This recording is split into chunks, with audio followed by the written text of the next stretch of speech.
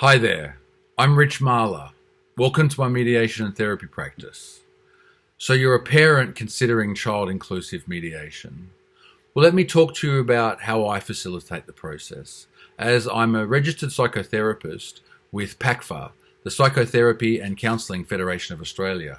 So that allows me to wear two hats, one as child consultant, where I speak to your child, and secondly, as a mediator, where I then mediate any dispute between parents. So as the child consultant, what I do is I speak to your child and I give them a voice if that's what they want. And if they don't want a voice, that's fine too, but at least they've had the opportunity and they can't come back to you later and say that they never had a chance to express their wishes. So I'm very clear with children when I work with them as to what remains private and confidential and what doesn't. And it's really important that there is a space for them to speak to me and know that I'm not going to necessarily talk to mum and dad about it.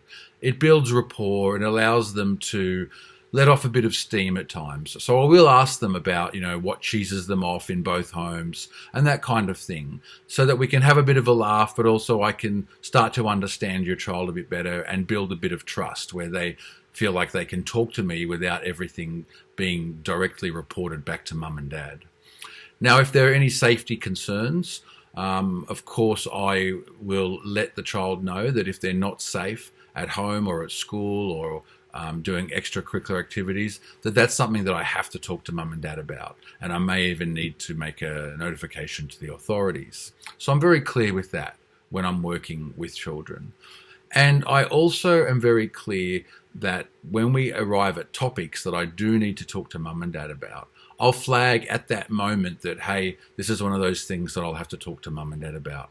That's really important so that they don't later on feel like they've been betrayed if they thought that what they were saying to me was confidential. So I'm very clear at signposting with children along the way as I work with them.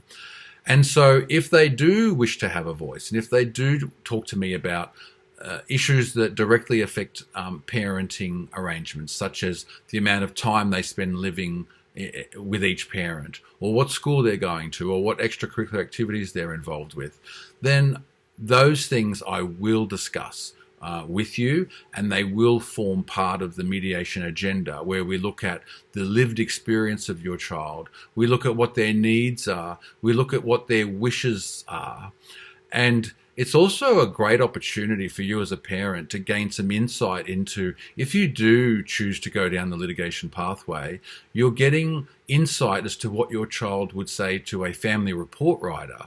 And so that can help you in deciding whether or not you think the litigation pathway may be useful at a later stage.